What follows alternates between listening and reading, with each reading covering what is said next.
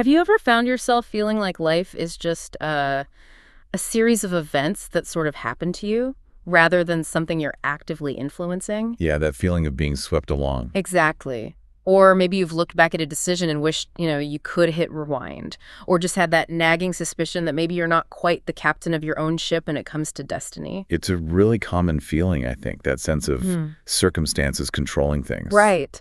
But what if, and this is a big what if reality wasn't just something we experience, but something we could consciously, maybe even like technologically manage? Manage reality. That sounds pretty out there. It does.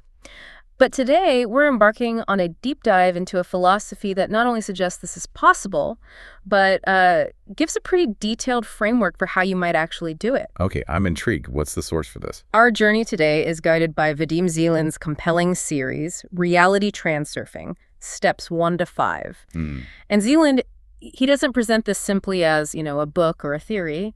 He calls it a powerful technology of managing reality. A technology. Interesting phrasing. Yeah, a fundamentally different way of thinking and behaving that, he claims, can help you get what you truly desire out of life. And here's the kicker. He says it's not about fighting harder or struggling more intensely. Okay, so not the usual self-help push through the pain approach then. Not at all. It's more about understanding the underlying mechanics of how reality itself seems to operate, according to him. And our mission in this deep dive then is really to extract the most important nuggets of knowledge, maybe some surprising facts, from this really intriguing material. Exactly. We want to show you how Transurfing proposes that your life can, and this is a quote, begin to change under your order. Think about that for a second. Your order. That implies a huge shift in agency. A profound shift. And not through, like you said, struggling against things or trying to force yourself onto some preset path, but more through a return to your authentic self and a deeper understanding of these, well, let's call them universal principles he lays out. So it's about grasping not just what Zeland proposes, but maybe why these ideas feel so impactful and how they really challenge our usual ways of thinking about fate and control. Precisely. The why and the how. It shakes up those conventional views we all kind of absorb about destiny and personal power. Absolutely. And this deep dive, it's designed to help you gain that knowledge quickly but thoroughly. We want to give you those genuine aha moments, without feeling like you're drowning in information. Yeah, digestible insights. So let's unpack this fascinating premise step by step and see how it might just unlock a completely different, maybe more empowered way of living for you. Sounds good. Where do we start? Okay, let's begin by setting the stage for Transurfing, well, truly alternative model of the universe. I mean, forget, just for a moment, everything you thought you knew about fixed fate, about predetermined destiny. Throw out the old rule book. Pretty much. Because our source material proposes a radically different view of reality. It challenges the very idea that we have just one single, unchangeable life script that we're just meant to follow. Right. And that's where the core idea of what Zeland calls the alternative space comes in. It's central to everything. The alternative space. Okay, what is that exactly? Well, imagine it as this infinite information field. It's vast, it's unseen, but he describes it as entirely objective. Like a reservoir containing all possible events, all scenarios, all outcomes that have ever been, are, or ever could be. Wow. So everything. Everything. The source uses this vivid analogy like a reel of film, where past, present, and future coexist simultaneously, not one after the other. Not sequential. Okay. Exactly. It's less like a timeline and more like a multidimensional coordinate grid. Think of it that way. Every single point, every potential moment, every possible choice you could ever make, it already has an infinite array of possibilities branching out from it. Like infinite paths. Infinite paths, all mapped out. It's all there. This huge tapestry of potential, just sort of waiting to be accessed or manifested. That's such an expansive idea, isn't it? So rather than picturing that single pre-written script we're just acting out. Yeah, forget the script. Imagine countless versions of your life. Countless unique paths, all existing right now within this alternative space. And these are what Zeland calls your lifelines. Your lifelines, yes. It's incredibly empowering when you think about it that way. It suggests your fate isn't fixed at all, but it's more like a dynamic choice you're making. Maybe consciously, maybe unconsciously, moment by moment. Which is a huge responsibility, too. Totally. And this is where it gets really interesting because transurfing makes a very bold, quite profound claim about how we actually interact with this alternative space. It does indeed. This is the core mechanism, really. The central claim is that our individual consciousness actively shapes our destiny. Actively shapes it. How? Zeland states it quite directly. He says, thought energy transforms possible alternatives into physical reality. Thought energy does this. Yes. And he doesn't present it as just, a metaphor or some vague spiritual idea. It's described as a literal energetic process. Your thoughts and the energy they carry, they effectively light up a specific sector of that alternative space. Like shining a spotlight on one possibility. Exactly. And when that sector is lit up with enough focused energy, enough intention, it begins to manifest. It starts to coalesce into your physical, tangible reality. So it's not just wishful thinking? He argues it's not wishful thinking at all. It's posited as a fundamental energetic interaction between your consciousness and the very fabric of the universe. That's a remarkable claim. And the source gives some really concrete examples, trying to make this idea of information turning into physical matter more tangible. Yeah, he tries to ground it. It suggests that reality can be manifested in any form defined by consciousness. And to illustrate this transformation, Zeland uses this analogy of a wave, right? A wave forming in the sea after an earthquake. The tsunami wave analogy, yes. He explains that while it looks like this massive hump of water is moving across the ocean, right, you see the wave moving. In fact, the water itself mostly stays put. What's really moving is the energetic potential for transformation. It's like a ripple of information or energy. And that potential is what finally breaks as a physical wave on the shore. So the information travels, then manifests physically. That's how he presents it. That's how information from the alternative space is said to transform into physical matter in our world. It's the energetic blueprint, the potential that travels first, not the physical stuff itself, until it finally manifests. And what's really fascinating is how Zeland tries to connect this, let's say, mystical-sounding concept to observations that, well, even today, conventional science struggles to explain. Like what? Quantum physics. Exactly. He draws these intriguing parallels. He points out that in the microcosm, a particle can sometimes act like a particle and sometimes like a wave, this wave-particle duality. Which science doesn't fully explain, right? Right. Mainstream science, often unable to give a definitive why, has largely accepted it as sort of an axiom, a given. Zeland implies that this dual nature, this ability for things to exist as potential and then manifest, actually supports the transurfing model. So reality itself has this dualism built in. That's the implication, that the tangible world we perceive has this intangible, energetic, informational foundation underneath it. He also touches on phenomena often put in the paranormal box. Like synchronicity. Yes, Carl Jung's concept of synchronicity, those unaccountable coincidences that just feel too meaningful to be random chance. And he mentions John Bell's theorem, too. Bell's theorem. Refresh my memory. It basically posits no isolated systems and suggests an instantaneous connection between particles, even across vast distances. Stooky action at a distance, as Einstein called it. Right, entanglement. Exactly. Yeah. These observations, even though they're hard to fit neatly into conventional physics, are presented by Zeland as supporting evidence for thought having a direct, maybe even non-local, impact on reality. Non-local, meaning distance doesn't matter. Potentially. Think about the analogy used in the text about UFOs. They apparently accelerate, stop, change direction instantly, seeming to defy physics as we know it. Yeah, impossible maneuvers. Zeland suggests maybe they're not physically moving through space in the way we think of movement.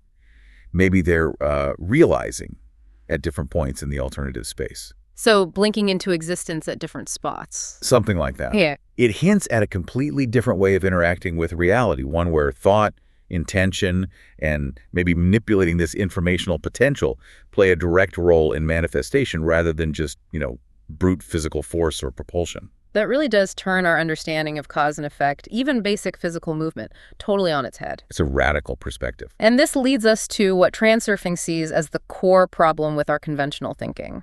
We're often taught these traditional views of fate, maybe from religion or just cultural stories, where a person's fate is written in the book. Preordained. Fixed. Yeah, implying it's all set in stone, unchangeable. This perspective suggests only one version of fate for each of us.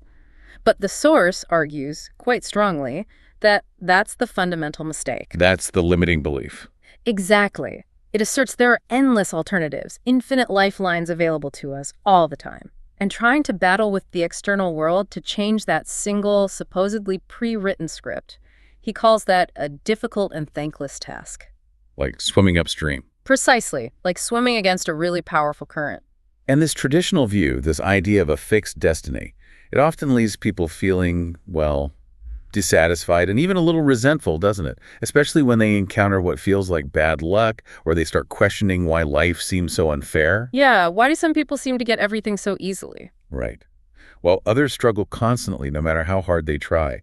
Why are some people seemingly born with beauty, smarts, opportunity, while others feel like they've got an inferior goods label stuck to their forehead, just trapped by their circumstances? It's a question many people ask. But transurfing offers a totally different view of things. It's one that aims to empower the individual by stating quite clearly that man can create his own destiny. It poses a really direct question back to you. Have you achieved much by battling with the world to find happiness? Probably not as much as we'd like. And it suggests maybe it would be infinitely simpler if life just met us halfway. If it actively helped manifest our personal choice without all that struggle and fighting. Okay, so if we accept this premise, even tentatively, that we can choose our reality from this infinite alternative space, what stops us? Why aren't we all just manifesting amazing lives effortlessly? Good question. What gets in the way? Yeah, what's the barrier? The answer, according to Zeland, often comes down to something he calls a pendulum. Pendulums, right. These are presented as the energetic villains of the transurfing world, constantly working, often unseen, to divert us from our true path, from the lifelines we actually desire. They're like energy vampires, in a way. Kind of. So let's unpack this. What exactly are these pendulums, and why are they described as being so destructive to our ability to shape our own reality? Okay, so a pendulum, in Zeland's framework, is defined as an energy-based information structure. That sounds a bit technical, but think of it like a collective thought form that gains its own momentum. How is it created? It's created by a group of people thinking in the same way. When enough people focus their thoughts and energy on the same idea, system, belief, or even object, it forms this energetic structure. So like a political party or a religion. Absolutely. Those are big ones. Political parties, religious movements, national ideologies, but also more everyday things. Think about popular fashion trends, a specific corporate culture, a fanatically supported sports team. Even shared fears, like fear of a recession. Definitely. Shared fears, obsessions, even popular social media platforms. Anything that captures collective thought energy can become a pendulum. And this structure, it feeds on the thought energy of its adherents. It needs that energy to survive and grow stronger. So the more people involved, the stronger the pendulum. Exactly. As more people direct their attention, their emotions, their actions towards it, it gains power, gains influence. It creates this kind of energetic vortex that pulls people in. And the source describes their characteristics really clearly, which is quite insightful when you start looking around. They often create a contradistinction, right? An us versus them dynamic. Yes, that's a key feature. It could be really overt, like we are good and they are bad, or maybe more subtle. Our way is better than their way. And they act aggressively towards anyone who doesn't follow. They do. They try to win dissenters over or neutralize them, or in some cases even eliminate them, metaphorically or sometimes literally in history. They achieve this by playing on people's feelings, their emotions. They often hide behind these masks and lofty ideas like freedom, justice, progress, tradition to attract followers and seem noble. It sounds a bit like the concept of an egregore in some esoteric traditions. It's similar, yes. An egregore is like a collective group mind or a non-physical entity born from group thought. But the source emphasizes that pendulum is maybe a broader term, covering a wider range of interactions between an individual and these energy structures. It really highlights their pervasive, often manipulative influence in our daily lives. And they thrive on strong emotions. Absolutely. Conflict, attraction, repulsion, outrage, adoration, any strong emotional engagement feeds them. So how do they actually control or harm us? What's the mechanism? Well, the mechanism is quite insidious, and this is really crucial to understand. A pendulum works by ensnaring a person's thought energy, holding it at a certain frequency. Okay, latching onto our thoughts. Exactly. And remember we said earlier, your thought energy is what shifts you between those corresponding lifelines in the alternative space. Right, thoughts light up the sector. So if you consistently feed a particular pendulum with your thoughts, and this is key, whether those thoughts are positive or negative, you effectively tune your energy to its frequency. And you end up shifting onto a lifeline where the object of your fixation is abundant. Wait, positive or negative? So even hating something feeds it. Precisely. That's a core point. If you intensely love a political candidate, you feed that pendulum. If you intensely hate that same candidate, you also feed that pendulum. Your strong emotion, your focused energy is what it wants. Wow. Okay. So if you're obsessed with a particular sports team, love them or hate them, your thought energy gets powerfully latched onto that team's pendulum, and you'll find yourself constantly surrounded by news, discussions, events related to that team, whether you consciously want it or not, because you're tuned to that frequency. That explains a lot about getting stuck in cycles. It does. And consider another powerful example Zeland gives. Actively consuming things like sensationalist tabloids, constantly watching news updates about disasters, or getting really worked up about political arguments online. Things many of us do every day. Right. But according to Transurfing, these aren't just passive activities. You're actively interacting with stronger, more aggressive pendulums. By giving them your attention and your emotional energy, fear, anger, outrage, even just morbid curiosity, you're radiating energy at their specific frequency. And that attracts more of the same. It can literally pull you into a vortex of similar events. It can transform you from just being an observer into becoming an actual participant. He calls this an induced shift. Your energetic focus actually draws you into the very kind of situation you're observing or reacting strongly to.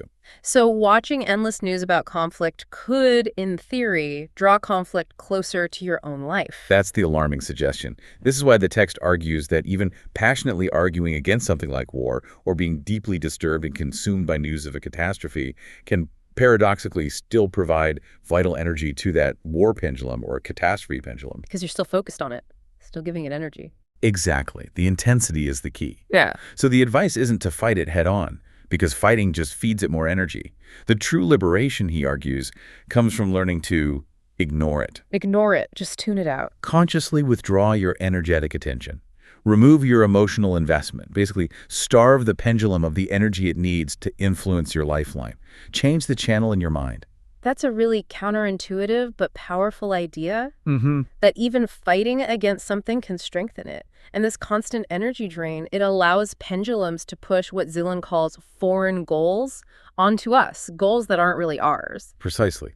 They impose myths and goals that serve the pendulum's continuation, not necessarily your true purpose or happiness. A prime example given in the book is the widespread myth that in order to achieve your goals, you have to have money. Which sounds reasonable on the surface. It does. But Zeland argues this often makes money an artificial substitute goal.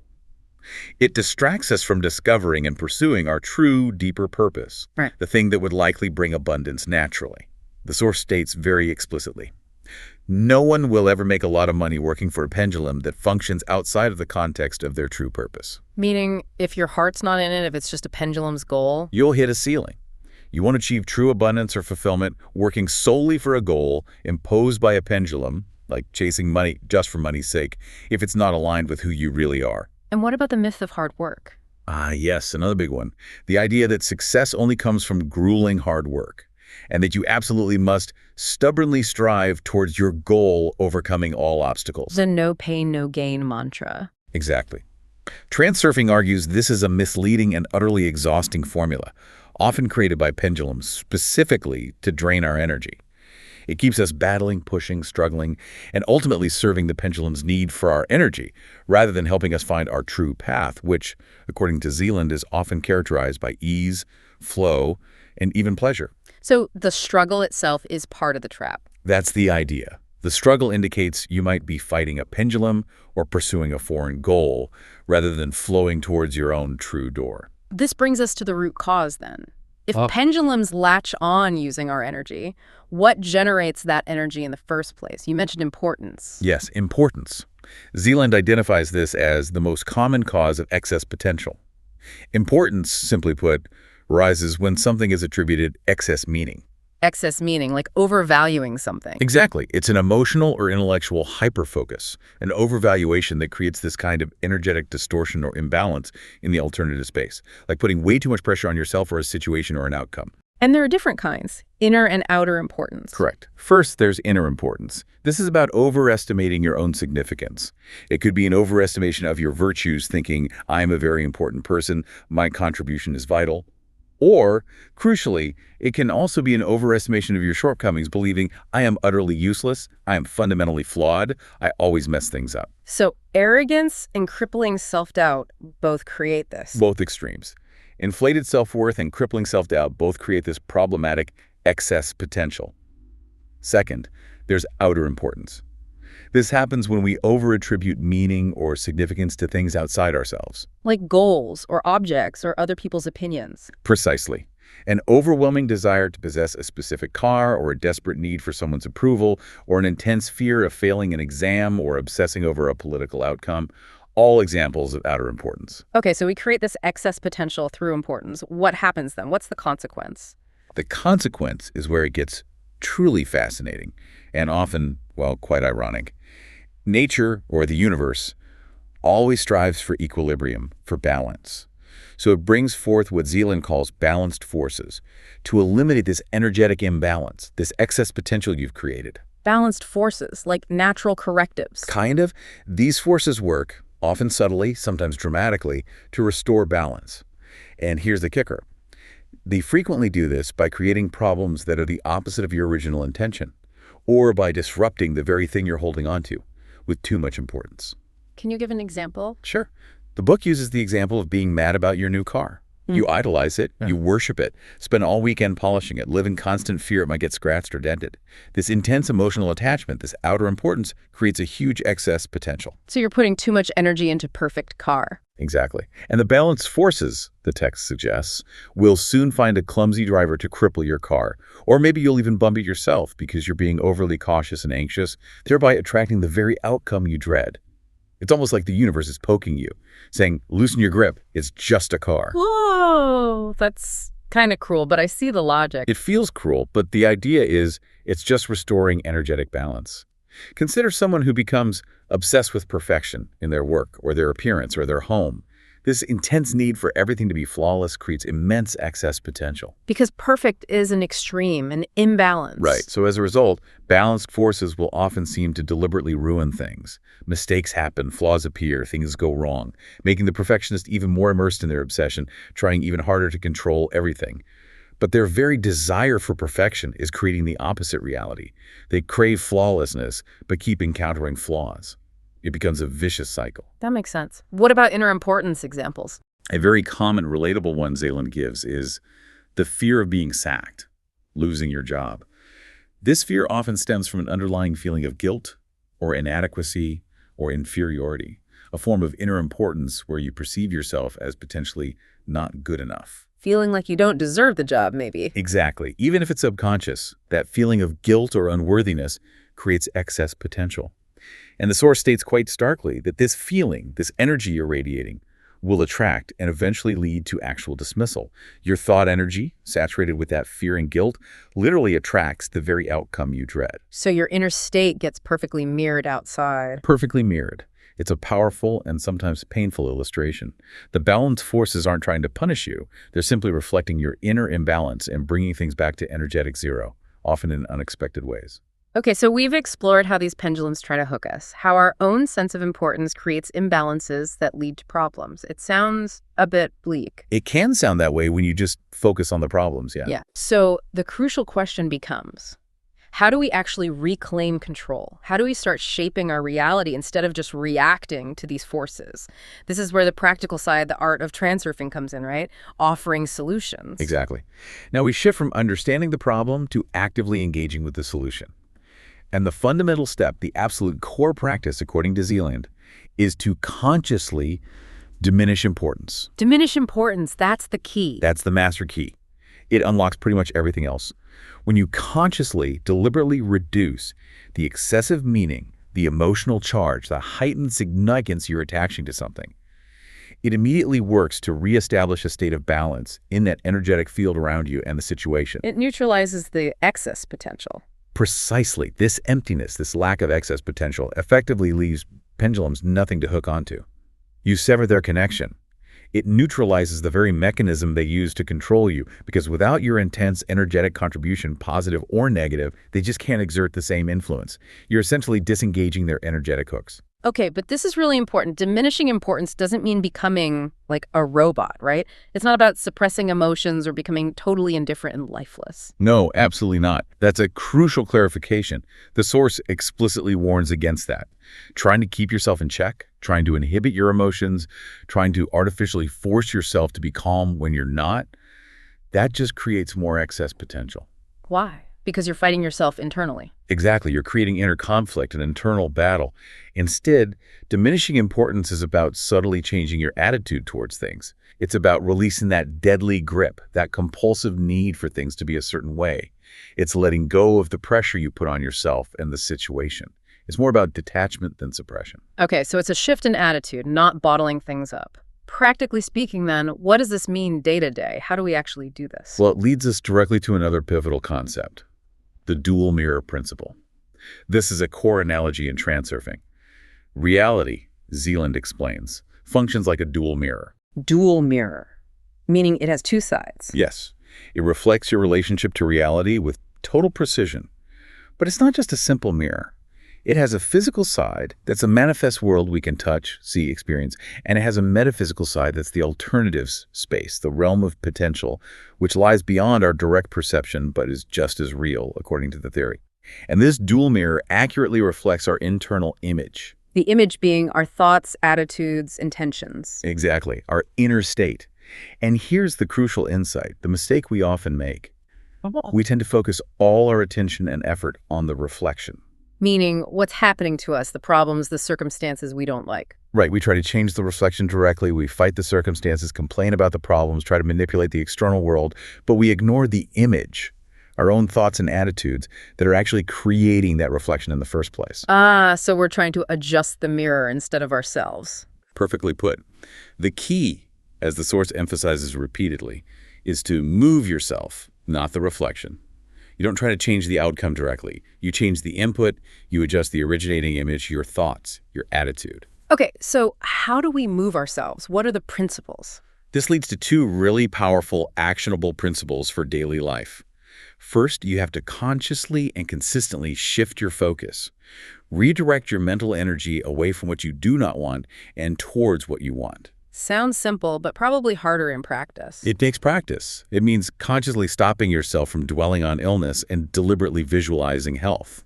It means shifting focus away from the means to achieve a goal, like obsessing over "I need money to start this business," and focusing purely on the end goal itself, "I am successfully running my business." Your attention acts like a powerful magnet, drawing that reality towards you. Focus on the destination, not the roadblocks. Exactly. And the second principle, which many find really challenging at first, but also incredibly liberating, is to embrace any reflection as positive. Embrace any reflection as positive, even bad stuff. Yes. Even in circumstances that seem unfavorable or negative, you consciously declare it successful or positive in some way. Now, this isn't about forcing yourself to believe something you don't, like pretending you enjoy a disaster. It's more about shifting your interpretation and your reaction to it. How does that help? The source assures us that problems are actually not the norm. Nature inherently seeks the path of least resistance, which is usually the path of harmonious, positive, fortunate circumstances. Problems often arise from our own importance and negative focus. Like the example of bad luck following good luck. Precisely. That common experience where a run of bad luck seems to hit right after some significant good fortune. Transurfing suggests that wasn't actually objective bad luck descending upon you. It was more likely your negative perception, maybe a fear of losing the good fortune, or a feeling of "this is too good to last." That negative attitude you projected after the good luck, and the world, the mirror, simply reflected that new negative image back to you. So we sabotage our own good fortune with fear. Often, yes. The text makes a really profound assertion. Nothing bad can follow from something good. This completely challenges our ingrained beliefs about some kind of cosmic balancing act or karma demanding payment for good luck. Instead, it points directly back to our own internal state, our own attitude, as the primary projector of our reality. This sounds, well, almost magical, doesn't it? If reality just reflects us back. So how do we actively use this to bring about the realities we do want? This leads to intention, right? Inner versus outer intention. Exactly. This is where transurfing introduces a really critical distinction between inner intention and outer intention, and also the related concept of the will to have. Okay, break those down. What's inner intention? Inner intention is what we typically use every day. It's our personal will, our effort, our determination, our struggle to change the world, or ourselves through sheer force, through direct action. It's all about doing, pushing, striving. The usual way we try to achieve things. Yes. Outer intention, in stark contrast, is described very differently. It's portrayed as this mysterious, subtle, almost impersonal force that actually manifests alternatives from that alternative space. It's less about you doing and more about the world responding. How is it generated then? It's said to be generated when the heart and mind are united in their aspirations, when you're free of importance, free of doubt, free of inner conflict. It's about allowing the world to bring your desire to you, rather than trying to wrestle it into existence. It's a shift from force to flow. Allowing, not forcing. That's a big shift. And the will to have, where does that fit? The will to have arises from this state of outer intention. It's described as a dispassionate, unemotional intention to take what is unquestionably yours. It's not about begging or pleading or demanding from some higher power. Not praying to the mountains and valleys. Exactly. The source uses that vivid, humorous analogy of someone desperately praying for a newspaper, shouting at the mountains and valleys, rivers and oceans, oh sky, oh earth.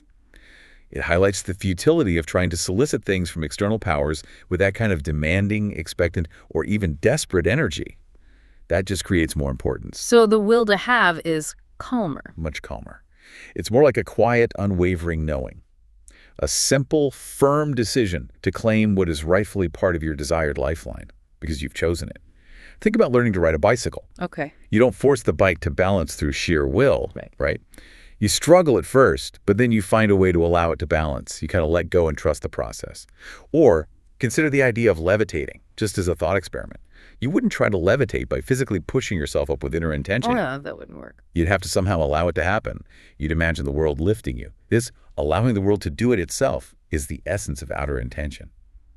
It's a subtle knowing, a quiet confidence, rather than a loud, forceful assertion. That's a powerful distinction. It completely redefines effort.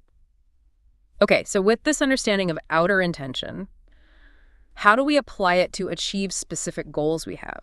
The source talks about target slides, right?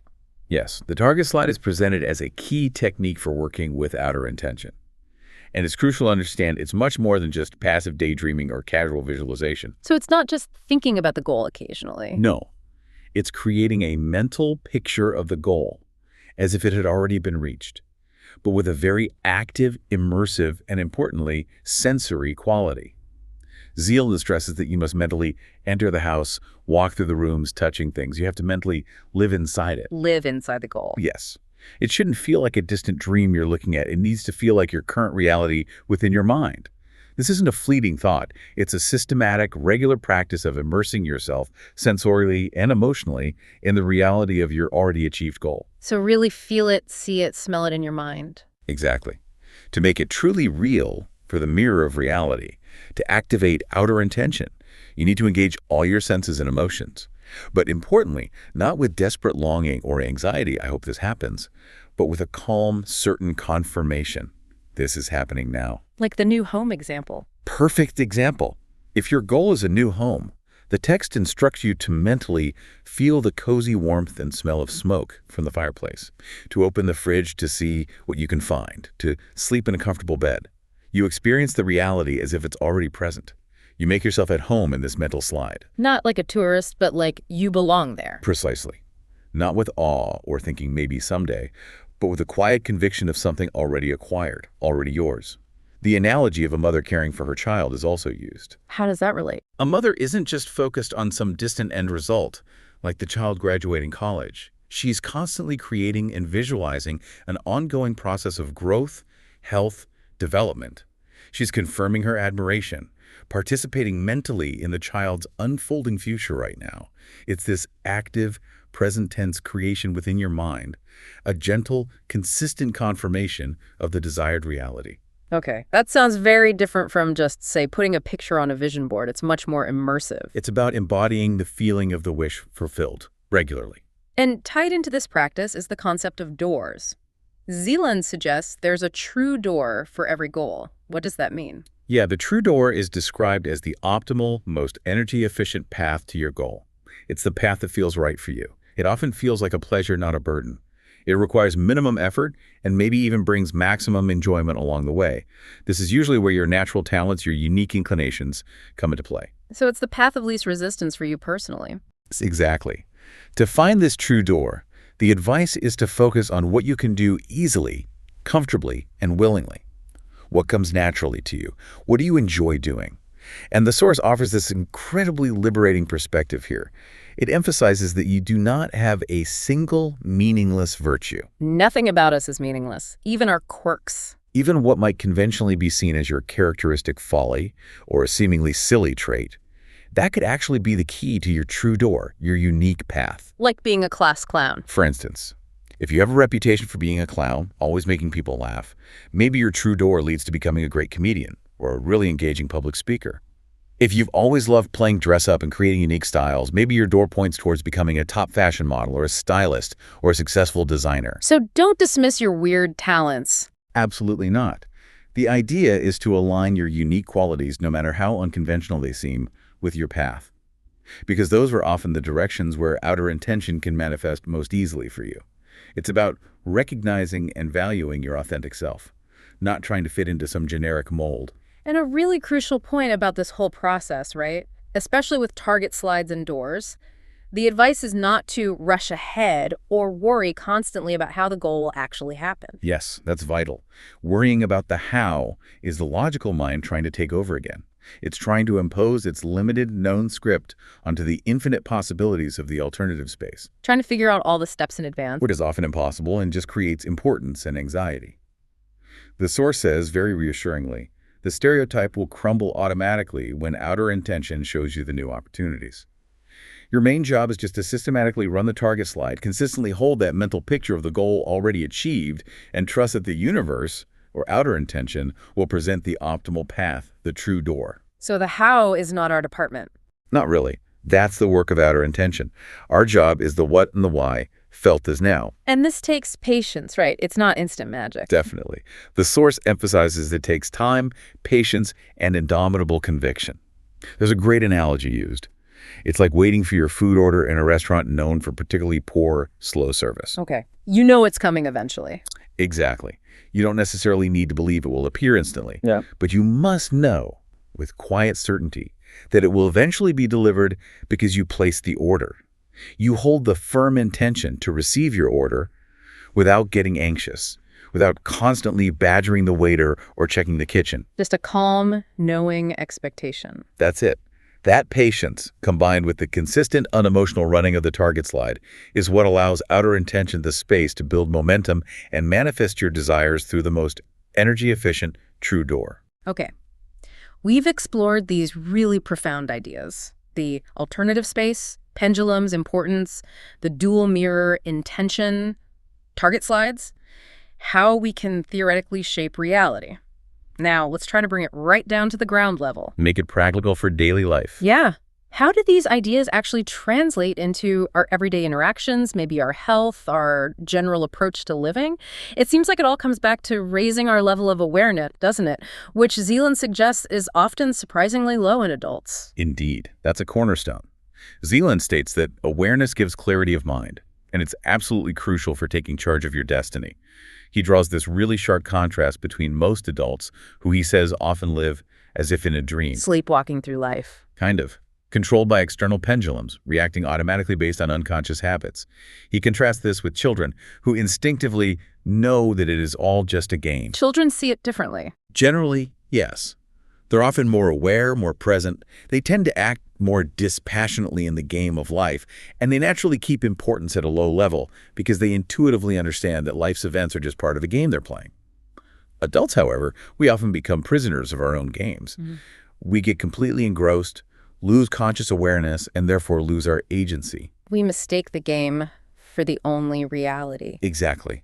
We forget we can choose how to play or even choose a different game altogether. So the call here then is to wake up, to see reality as if it were a dream we're participating in. That's the core idea, to consciously become a participating spectator in your own life, Or another analogy used is to imagine coming down from the stage into the auditorium of life so you can observe the play, your life, more dispassionately, rather than being completely lost in the drama unfolding on stage. Gaining some perspective. Precisely. This shift, even to what he calls a half rung of awareness, just being slightly more conscious, is enough to start effectively implementing the other transurfing principles, like noticing when importance is rising, recognizing pendulum hooks, choosing to go with the alternative slow instead of fighting it. It allows you to consciously choose your response, react deliberately, rather than being swept along by those unconscious habits, those automatic reactions, or pendulum provocations. It creates that crucial space for choice. Exactly. A vital aspect of this heightened awareness, and something that helps achieve it, is genuine self-acceptance, fostering deep inner harmony. Accepting ourselves, flaws and all. Yes. Zeland emphasizes the crucial importance of accepting yourself just the way you are, fully embracing all your perceived shortcomings and imperfections. He warns that trying to hide your flaws, trying to pretend they don't exist. But that just makes them pop up at the worst times. Exactly. Because the effort of concealment, the importance you place on hiding them, creates excess potential, which balanced forces will then often expose, usually at critical or embarrassing moments. And that inner battle of self-criticism. Beating ourselves up mentally. Right, where you continually upset yourself, berate yourself, maybe even punish yourself for perceived failures or flaws. That is described as immensely destructive. It creates this deep, draining conflict between your heart and your mind. It leads to inner chaos, a huge energy drain, and it profoundly undermines your ability to generate that calm, unified outer intention. So fighting our imperfections is counterproductive. Hugely counterproductive. So the radical advice here is to simply allow yourself the luxury of having shortcomings and lacking the necessary qualities. Give yourself permission to be imperfect. Yes, this act of self-pardon, of letting go of the need to be perfect or to hide your flaws, is incredibly liberating. It immediately removes the excess potential associated with self-judgment. It leads to this profound inner calm, allowing your heart and mind to align without that internal conflict. And the result is? The text puts it vividly. When this inner calm is achieved, your heart will sing and your mind will rub its hands together in satisfaction, because you're finally no longer wasting precious energy on those internal battles that yield absolutely no positive results anyway. That sounds peaceful. And this principle of self-acceptance, it must extend to how we relate to others too. The book talks about frailing. Yes, frailing. It's a technique for navigating relationships more harmoniously. Frailing means consciously attuning yourself to another person's unique frail, which is like their personality frequency, their particular way of seeing the world, their core interests, their preferred style of interaction. Tuning into their wavelength. Exactly. Yeah. It's about genuinely trying to understand and connect with the other person's interests and perspectives. Zeland argues this is absolutely key for mutual understanding and truly effective communication. Without this kind of attunement, he says, communication can often be no more than empty words and hot air. Just an exchange of sounds, not a real connection.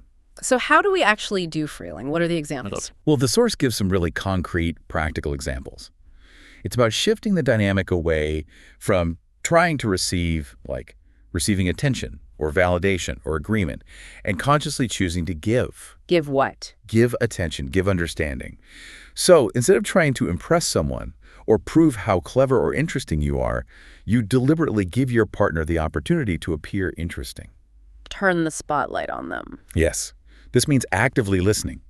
Really listening, not just waiting to talk. Asking open-ended questions that encourage them to elaborate.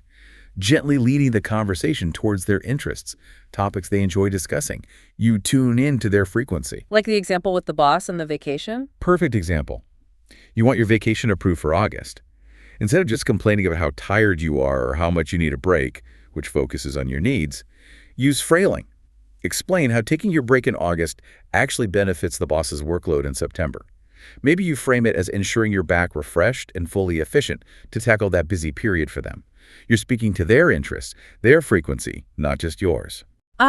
Focusing on their benefit. And this illustrates that fundamental, seemingly paradoxical principle we touched on earlier. Let go of the intention to receive and replace it with the intention to give, and you will receive the very thing you let go of. Give to receive. It sounds counterintuitive, but by sincerely focusing on the other person's needs or interests first, By genuinely giving them your attention and understanding, you create this harmonious connection, this resonance that actually allows your own desires to manifest more easily within that relationship. You open the channel by focusing on the other side. That makes sense. And there's a crucial warning about criticism too, right? Yes, extremely important, especially today maybe. Criticism in any form knocks a person's self-worth. Even if you are objectively, factually correct, telling someone else they are wrong, especially directly and critically, creates immediate polarization. It puts up barriers, hurts their self-esteem, and triggers defensive pendulums. Even if you're right. Even if you're right. The advice is that it's far more beneficial for maintaining harmony and achieving your own goals to remain neutral, to step away from the need to be right, and just avoid engaging in those kinds of energetic battles. Because remember, even fighting against someone's wrongness still feeds energy into the conflict pendulum. Choose your battles, or rather, choose not to battle. Precisely. Choose balance over being right. Okay, finally, Transurfing also offers some guidance on managing our actual energy and health, connecting back to this idea of conscious self-management. Yes, it touches on energy levels. The source explains that true energy levels aren't primarily about accumulating huge reserves of energy, like storing fuel. It's more about the meridian width. Meridian width, like energy channels. Exactly. Similar to concepts in traditional Chinese medicine or acupuncture, our energetic channels, or meridians, can be narrow and constricted, or they can be wide and flowing freely. Certain energy exercises, not just physical ones, but practices focused on cultivating internal energetic flow, can help widen these channels. And wider channels mean? More energy flow. This leads to a profound state of balance, greater harmony with the world around you, increased creativity, and crucially, an enhanced ability to influence outer intention and manifest your desires. It's about optimizing the flow of energy, not just hoarding it. And what about illness? How does Transurfing view that? Fundamentally, illness is often viewed as a pendulum's game. It's seen as an energy information structure, an illness pendulum that tries to hook you. So the strategy isn't just medical treatment. Medical treatment is important, but the energetic strategy is not to accept the symptoms seriously, meaning don't let them define your reality, don't let the illness pendulum consume all your thought energy. The advice is to consciously choose to play the treatment game, rather than getting sucked into the illness game. Treatment game versus illness game, what's the difference? Playing the illness game means passively suffering, constantly complaining, actively seeking sympathy, maybe eagerly researching all the negative aspects of the ailment, constantly dwelling on symptoms. This just feeds the illness pendulum with your attention and energy. Keeping you stuck on that frequency. Exactly. The treatment game, in contrast, means taking proactive care, focusing your thoughts and energy firmly on healing and regaining health, and very importantly, consciously blocking out negative information from illness pendulums, like avoiding obsessive searching for worst-case scenarios online. It's about shifting your energetic focus completely. Because radiating energy at the illness frequency keeps you there. That's the idea. When you radiate energy at the frequency of illness pendulums, you literally shift onto, or stay on, lifelines saturated with illness. The way to reclaim health, energetically speaking, is to consciously cut ties, refuse to participate in their negative game, and shift your entire energetic focus to health and vitality. Change the frequency you're broadcasting. And to sort of wrap up this whole concept of living with awareness, reclaiming your freedom from these pendulums, the source shares that lovely anecdote, right? About the cat. Ah, yes, the true transurfer cat. It's a great symbol. This cat enjoyed the comforts of civilization, living on a farm, getting food and shelter, but it always retained its wildness. It would frequently return to the untamed forest, hunt for itself, maintain its independence. It wasn't addicted to the easy life? Exactly. It exemplified true freedom and non-addiction. It made use of the benefits society offered, but without becoming dependent on them, without becoming enslaved by the farm's rules or expectations. It could come and go as it pleased, taking what served it, but always retaining its autonomy. So the cat is a metaphor for us. It symbolizes the ultimate goal that transurfing seems to suggest, to metaphorically run away from the farm of societal pendulums, with all their imposed rules, stereotypes, fears, and illusions. Not becoming a domesticated human enslaved by systems. Precisely. It's about not allowing yourself to be a slave to external systems, beliefs, or groupthink, but instead living authentically, freely, driven by your own inner alignment and outer intention, rather than constantly chasing foreign goals imposed by pendulums. The ultimate lesson is to wake up and become aware of what is really happening. To consciously choose your reality rather than letting it be dictated by these external forces or just our own unconscious habits. It's about liberating yourself from those invisible chains of collective thought and really reclaiming your sovereign right to create your own life experience. And with that, wow, we've really come full circle in this deep dive into reality transurfing.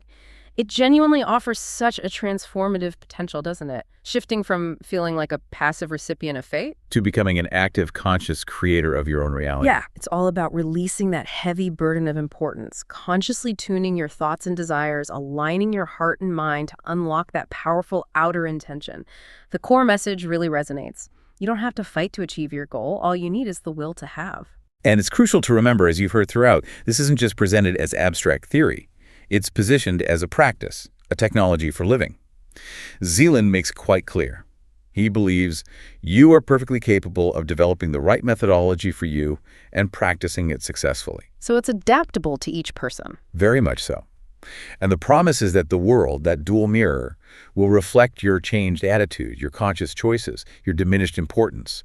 It's a powerful call to observe yourself, observe reality, make those internal adjustments, and then trust that reality is a perfect mirror, not some fixed, unyielding script you're forced to follow.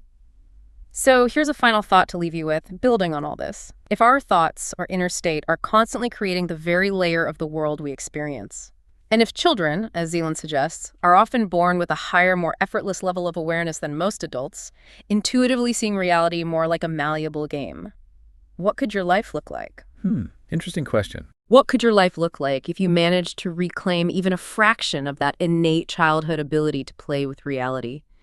And you consciously decided to play for joy, for creation, for exploration, rather than merely playing for survival or obligation or according to the rules set by someone else's game. That's a powerful image to contemplate. Keep exploring, keep questioning, and keep deep diving into what truly shapes your reality.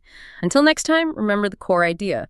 Your choice is a mutable law, and with it, you shape your own reality.